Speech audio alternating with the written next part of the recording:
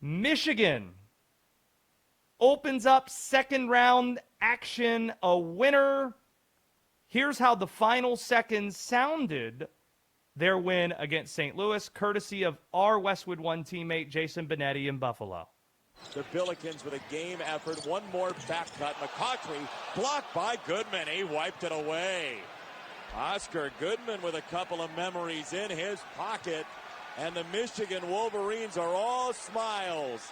It's a maize and blue storm again, this time into the Sweet 16. Let today serve as a reminder of Michigan's cakewalk path in the Midwest region. Good Lord, is it set up for the Wolverines. After leading wire to wire against 16-seed Howard, as expected, Michigan drew yet another mid-major in round two.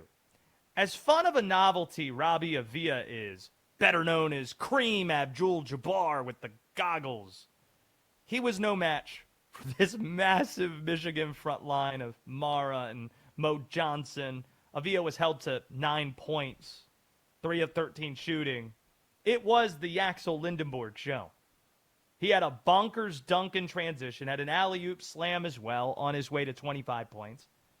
They're guaranteed to get a compromised team in the Sweet 16. It's either going to be Alabama because an Alabama team likely without Aiden Holloway, because that situation's getting worse and worse if you continue to read the updates on that. Stay off the weed. 2 pounds of it. And now they went through his phone and they think he's trying to distribute and sell it. That's based on some of the police reports that we're seeing. That's not good. You're probably not getting him back in the tournament. It's either going to be that Alabama team or Texas Tech, who lost one of the best players in the country, JT Toppin, to an injury last month. The Wolverines, knock on wood, have remained very healthy, and good for them. But let's not forget, they're the 1 seed in their bracket. Who's the 2 seed? Oh, that'd be Iowa State. You know, the Iowa State team that saw All-American star Joshua Jefferson go down with an ankle injury yesterday and couldn't put any pressure on his foot as he was getting off the court.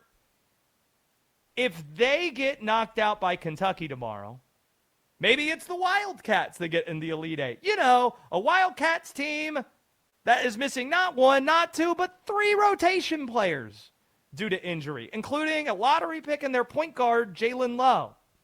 So it is all set up for Michigan to get to Indianapolis. They have easily the easiest path of any 1 seed, because Duke, who's in action at 5:15, easily has the most difficult draw, despite the fact you'd think they'd have the easiest. They were the overall number 1 seed. That's supposed to be how this works.